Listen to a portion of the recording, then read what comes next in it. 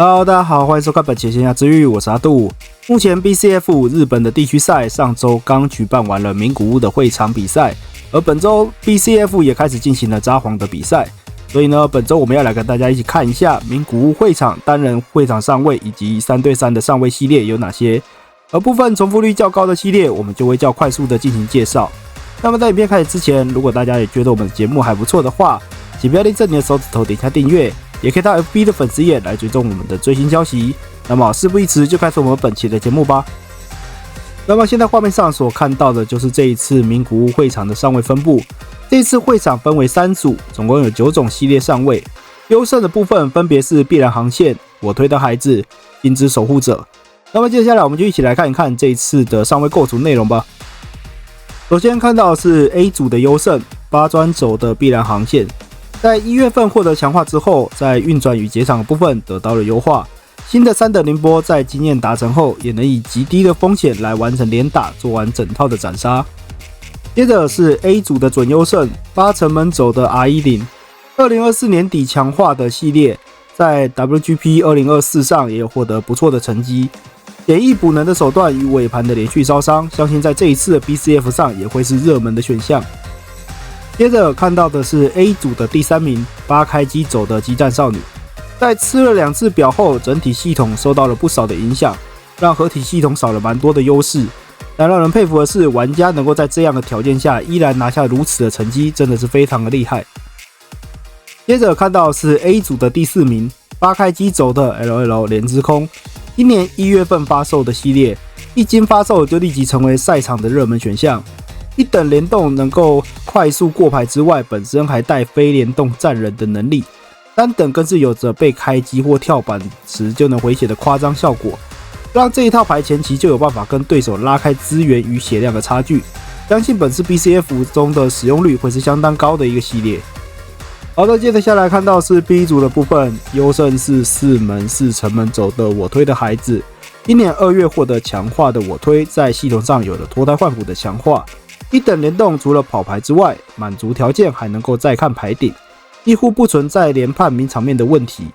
新的3等线除了有非常强力的连烧之外，还有跳板能够赋予防事件的能力，让整个展开能够有相当安全的范围做完整套的联动。接下来看到的是 B 组的准优胜8开机轴的 LL 莲之空，接下来是 B 组的第3名8门轴的角川文库，本月份强化的系列，这一套选择的1等棍勇跟最强暗杀者转身异世界贵族的3等来作为联动。由于3等联动是需要横置前台的角色来发动，因此搭配空战少女的登场喷牌烧的效果，就能够做到在不战斗的情况下给出非常可观的连续给伤。接着看到的是 B 组的第4名4门4专轴的 Benjin， 同样是今年获得强化的系列，新的母鸡卡轴不论是运转还是斩杀效果都非常的强悍，能展开超过10次的给伤机会的杀招，也让对手非常难扛下所有的攻击，相信也会是这一次 BCF 的热门选项之一。接下来是 C 组的部分， C 组优胜是8箭头轴的镜之守护者，去年 WGP 中也有取得不错的成绩，相信在这一次的会场中也是不错的选项。接着 C 组的准优胜是6开机2城门轴的我推的孩子，这一套非常有趣，只有使用3等茜的联动，且没有使用跳板，1等使用茜跟游戏的套件维持高攻击力与大魂伤，搭配减魂事件的情况下，能够稳稳的跟对手拉出伤差。搭配开机，在2等就能开始使用3等的爱来持续给予对手造成连续给伤，或者使用茜的联动，在2等就开始进行展开。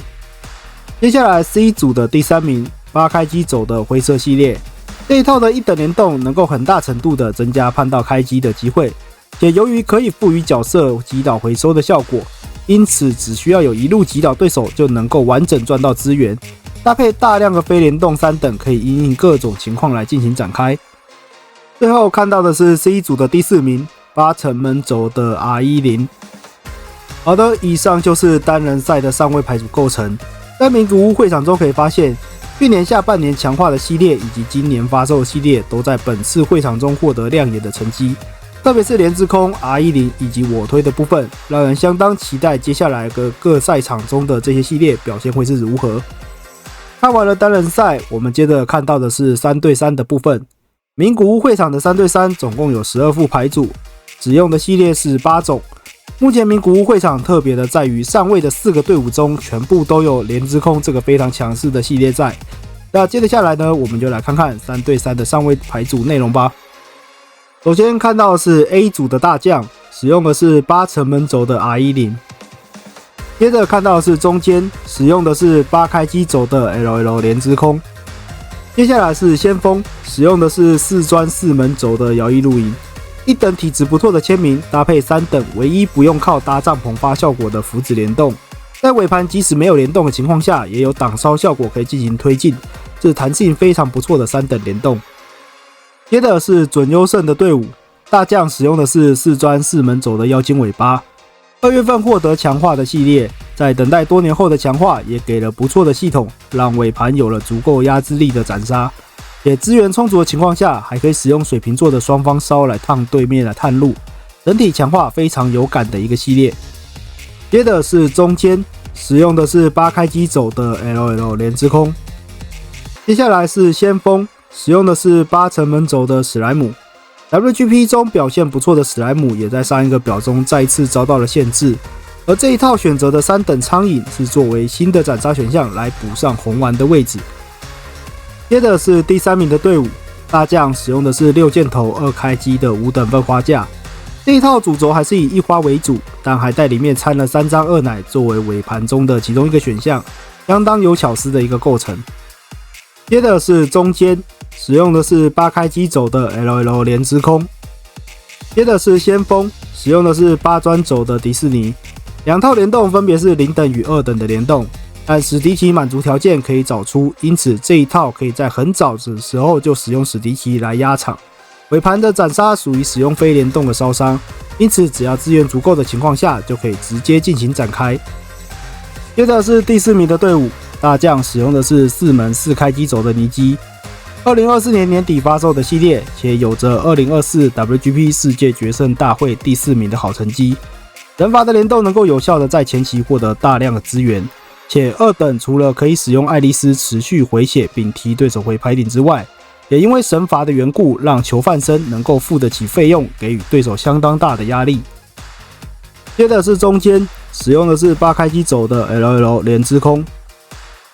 最后看到的是先锋，使用的是8城门轴的 R10。好的，以上就是我们本周收集的 WGP 2024名古屋会场资讯分享。环境上的系列仍有接近10种左右，去年年底至目前发售的系列也都在这个会场中夺下相当好的成绩，让人非常期待接下来的会场战况。那么网络上有很多的牌组构成与参考，也希望大家能够从众多的资料与本频道中获取些主牌的灵感。那如果大家有其他的想法或建议，也欢迎在留言区分享与交流。那我们本期的节目就到这边结束了，那我们下期再见，拜拜。